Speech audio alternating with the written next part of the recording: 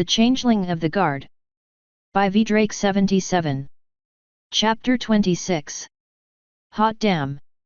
Our escort mission ended up being postponed, to my reluctant relief. Princess Cadance admitted that she was not quite feeling up to trotting around Canterlot, and would prefer a day in instead. I cautiously disagreed with the initial idea that one guard would suffice in that regard, but Shining was able to convince me, with an odd amount of exasperation, that staying within the castle would mean Princess Cadance would have dozens of guards at her side in a moment's notice. I admitted that Shining was probably the best protector she could probably have, regardless, and took my leave. Why that pleased him so much, I cannot begin to guess. He was performing a duty he had been trained for and would do it well. Otherwise was unthinkable. Besides, I had been the beneficiary of his shields and had found them to be more than satisfactory. The rest of my training unit had already been dismissed by this time. Apparently our parade formation had been used for the week's final one. Unfortunately for myself, the armorer was no longer on duty either. I would have to return my gear in the morning to finish the repairs, or likely deal with an ill-fitting suit of armor for the next week, which was absolutely unacceptable. In the meantime, I would simply make minor adjustments to my shells so that it fit more appropriately. I suppose I could have simply waited for his replacement to arrive in the next hour or so, or for him to return from his dinner, but that would be horribly impolite to Topaz. We did, after all, tend to eat the last meal of the day together if I returned from training early enough. She took great enjoyment in my comparisons of life in the hive to life as a trainee of the Royal Guard, and I found that I also found pleasure in the retelling of the events. Of course, that required me to arrive relatively soon. The armorer could work on Bold and Wispy's gear. Shining and I would likely not turn ours in until the following morning. That brought me to a pause. I had promised not to tell anyone what had happened in Everfree.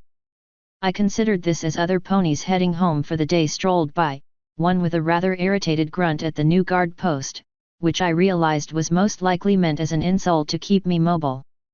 It was fair enough, though the concept intrigued me. Was the post in guard post meant to signify the order, the position, or simply that the guards themselves would be an immovable object in the way of an invading force? I rather liked that last idea. I was still considering what information I could relay to Topaz when I approached the door to her house. Not telling her was still an option. The means of dealing with the Timberwolf had not even been relayed to Princess Cadance. And that was another issue. She had given me orders to call her Caddy. And Shining had asked me to keep his relationship quiet. That was simple enough, I realized. I would refer to her as Caddy to every pony else. This would fulfill the order of calling her by the horribly inappropriate name while not insulting her to her face. And I would tell Topaz much the same as Shining had told Princess Cadance, Caddy. I rapped politely at the door and was startled to find that Topaz had changed her mane style. And her coat color. And she looked a bit heavier than usual.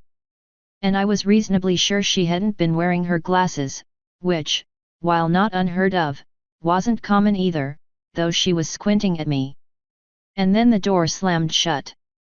In retrospect, it seemed obvious that it was not Topaz at all. The facial structure was very similar, so it was not a completely foolish mistake.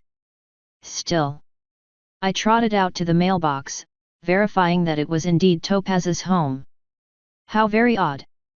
There was some clamor from inside, and I could not withstand my curiosity and so neared the door again. Your stash, there's a guard pony at the door. Honestly, Topaz, now is not the time to be coy. Stash. Mom, what the hey are you talking about?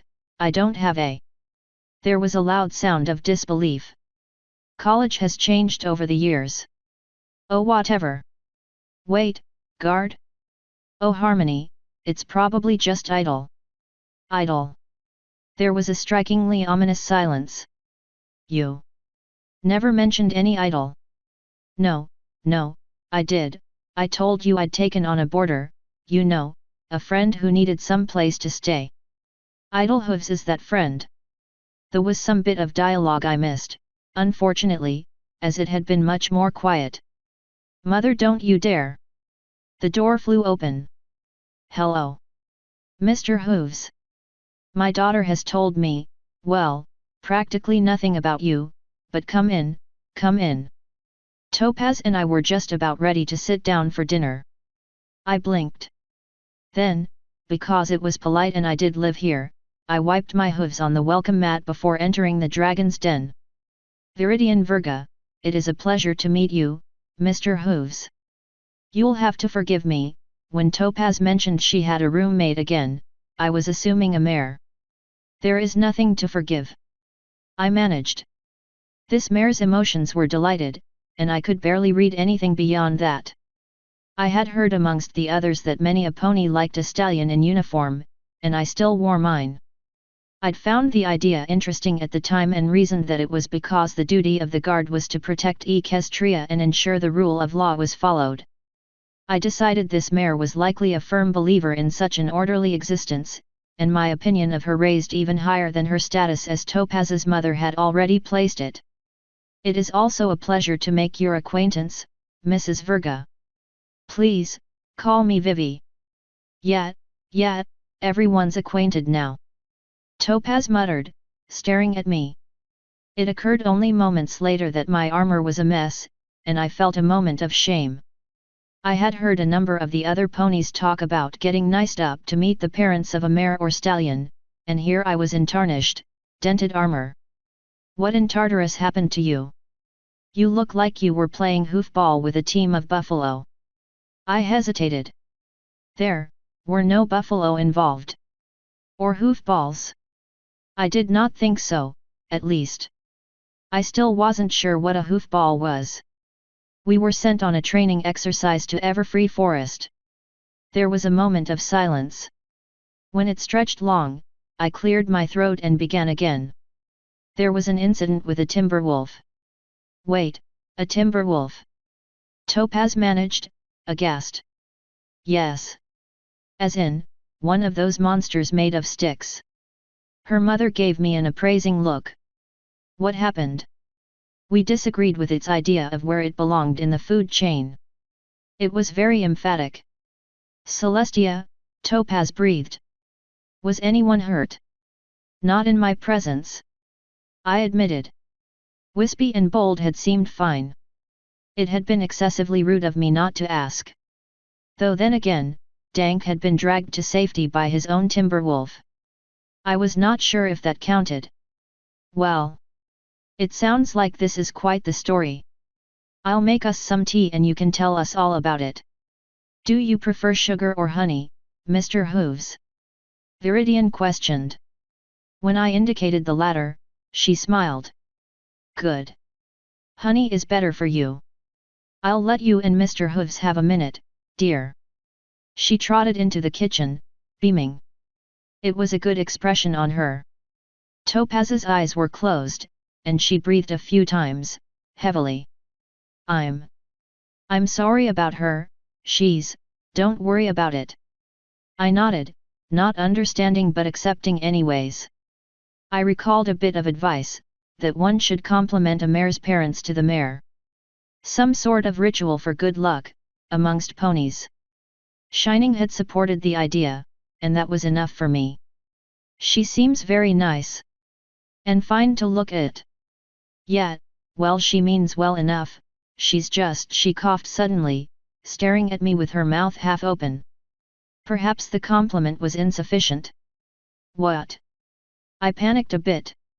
She has a symmetrical frame and a visually appealing facial structure. What? Well. Yes.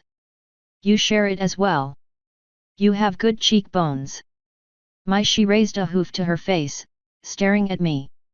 I wondered if I should lower my emotional defenses a bit, perhaps I was misreading the mare. Her face was starting to redden, as it usually did when she was upset. Topaz. Where are your teas? What is this junk?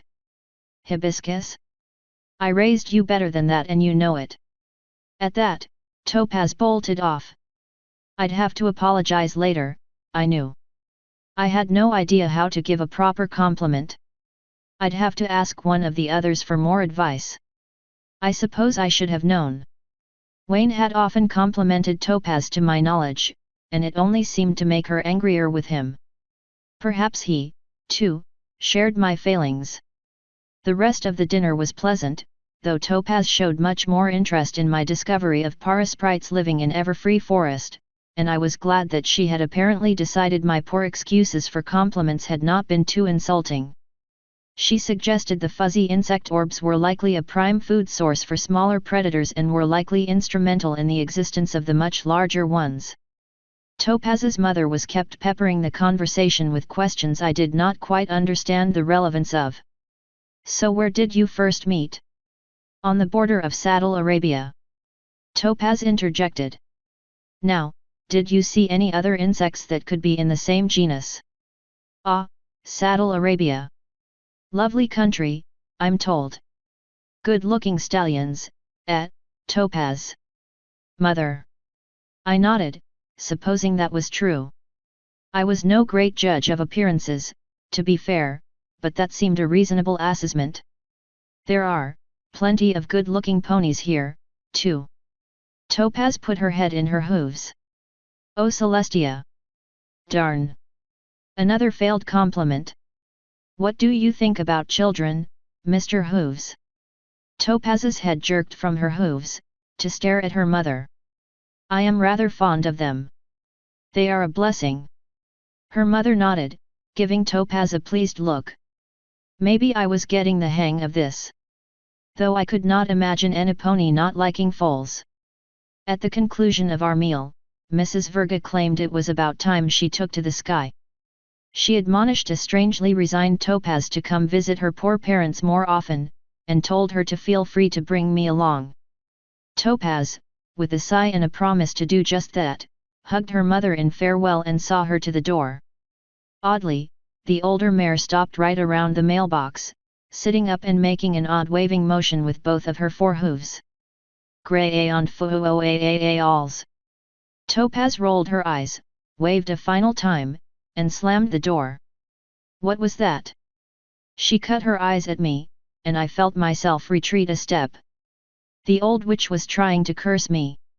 The hay was that? Fine to look at. I blinked. The other guards had much advice for things to do when meeting a mare's parents. Shining suggested I compliment her. I had to think for a moment. I believe casting curses is unlawful. She should not do that. Is it the casting of a curse, the laying of it, or the attempt the part that is unlawful, or do all three portions warrant punishment? She closed her eyes, and began counting something. All right. I may have to kill Shining. Do you have any idea what you've done? It startled me that she would consider murdering one of my few other friends. That seemed a higher crime. I made a good first impression. Topaz gave a snort of laughter, then proceeded to scoop a pillow off of the couch and swat at me. Idle. You can't just tell a mare that her mother is hot. I tilted my head. But I made no mention of your mother's temperature. Was she feeling ill? Topaz's only response was to fling an entire couch cushion at me. My shell bordered on pristine, save for the healed crack caused by Shining Armor's fall all those weeks ago. Whatever Princess Cadance had done, it had healed all of my recent injuries to the point where even I could not identify them. This was actually rather strange. Normally, small cracks and the like leave noticeable markings until a molt, while larger ones would remain part of our shells for the entirety of our lives. That the raw power the princess had poured into me had forestalled a natural biological event seemed very much out of place. I would have to endeavor not to require such things of her in the future. I explained briefly that I had met Caddy and that Shining Armor was apparently her cult friend whilst assisting Topaz with an aquarium of some new species of arachnid with an uneven amount of multicolored eyes. She called them eiders and claimed they would actually duplicate things they could see, spinning colorful flowers or berries and essentially making images from sticky silk. They would then climb into these lures and wait for butterflies, hummingbirds, mice, or occasionally curious ponies. They were largely harmless, but the webbing was exceptionally sticky and it was very difficult to get the false flowers off of one's snoot. As her interest was otherwise preoccupied, she only became moderately interested when I explained that Catty did seem very interested in the goings-on in Everfree, though out of any concern for others beyond shining armor, I could not guess. Kata did, hey. Any knowledge of insects that you could tell? Oh, I'm sure. The idea that a princess of the realm could be ignorant of any subject was absurd. Well, I'd love to meet her sometime. It'd be great to talk shop. Who knows, if she's in the higher nobility, it might help me get a hoof in the door. Having a good patron lets you do research that requires a bit higher of a budget. Oh, Colts, one of the iders is copying your face, I can't have that. Idol, you're going to have to shoo until they get settled and start making things I can study and show ponies. I took my leave, settling down into my cellar to find that Topaz had restocked my supplies of clay. Quite pleased, I set about working it immediately. Unfortunately, one of my smaller chisels had chipped at some point, and I sighed, setting it back down. After a moment's consideration, I compared the edge of it to my own hoof. Carefully, I began shaping the edge of the hoof to mimic the chisel as I recalled it. A smooth edge. A taper, and a single tooth on the side, yes. Yes, that would work far better than my awkward holding of a chisel in magic or teeth. Why, I could duplicate the chisel with both hooves, even the rear pair, though I could hardly imagine how I would do much of anything like that. A little tweaking and I hadn't made the cup. I had been lost in my experimenting with the new chisel hooves and had made something else, instead, with the tapered base and grooves all around it. I almost began again, but suddenly, I realized that I actually liked this variant. It wasn't what I had set out to make, as I usually did, but it was something new, that I'd never seen before. And, it struck me that I could do more of that. I took in my lump of clay, suddenly realizing how many shapes I could potentially make with it. I shaped a lump into a brick like those I'd seen in several canterlet buildings. Then several more, and stacked them in various ways. One of the clay structures collapsed, and I realized that this could help me learn about building. I sat back, amazed. I could create things. I'd never truly thought so much about it, even before my expulsion from the hive. I'd been trying to alter something, not create something new. With renewed vigor, I took to the clay. By the time I was done, I'd created several cups, bowls that did not look like cups, and a clay flower whose petals only looked a bit like something I'd seen before.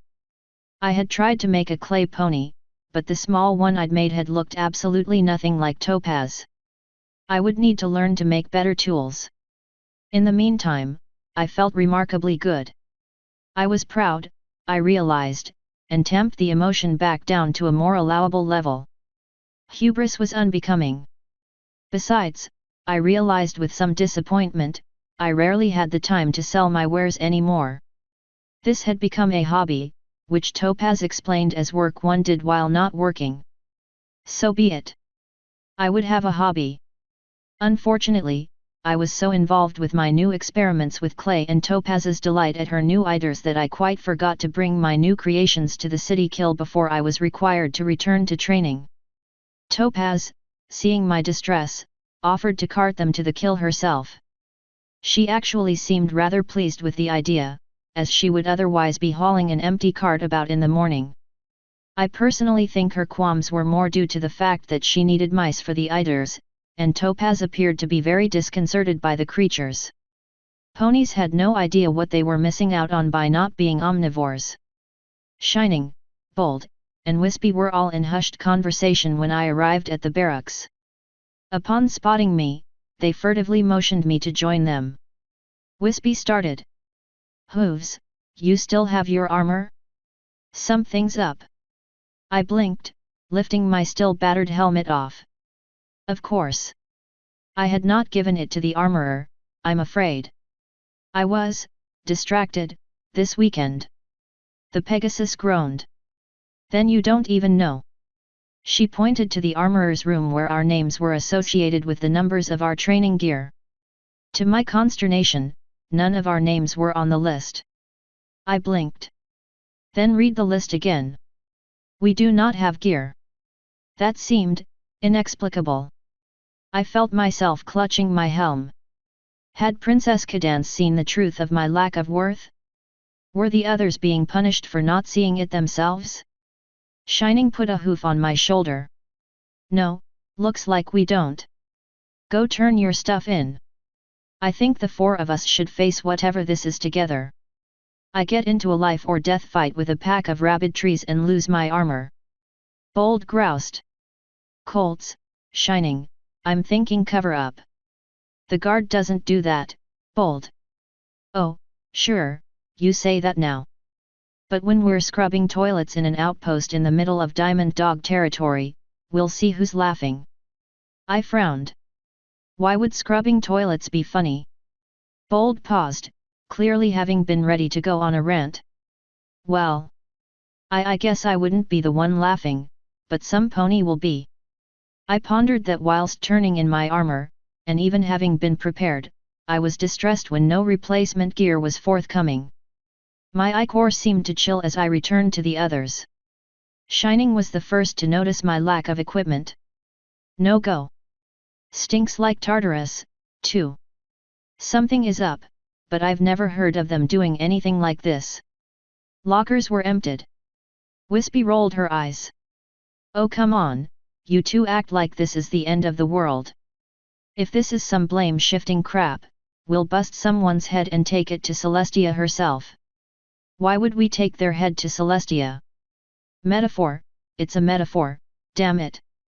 And it's not their head, it's the problem, it. But what is metaphor? You're messing with me. Humor is good for reducing tension. Hooves, you are the weirdest unicorn I've ever met, and believe me, you're all weird. It's something with the magic being too close to our brains. Shining confided. We're all a little crazy. Bold pointed a hoof at him. I knew it. They all said I was the crazy one, but I knew. We went into Everfree Forest and beat the sap out of tree monsters. I think we're all crazy. Wispy reminded him, with a bit more cheer. Never said they were wrong. Just, you know, wanted to make it clear they're in good company. A voice rang out. We all laughing. Got jokes? We all went to attention, startled by the sudden appearance of our sergeant. Better. Pretty good mood for a bunch of ponies that aren't part of my unit anymore. Shining blanched. Sir, wait, what? What's going on? You're gone. You're done. Can't stay in this barracks anymore. But sir. I'll say it slower. You aren't my trainees anymore. Wispy tried again this time. But Royal Guard doesn't share barracks with the trainees. Sir. Training's done. You four are becoming full-fledged members by week's end. Tell your friends and family. But you said we were done. Yet. Done training. Congratulations. He grinned broadly, and this time, I felt the truth in the expression. See? I got jokes too. Author's note. I almost feel sorry for that title. Almost. New art. Idol's Magic by Backlash 91. Send them some love, yet? Comment if you got M. And I'm going to try to get a fresh chapter of There's Something About Mary out soon too. End author's note.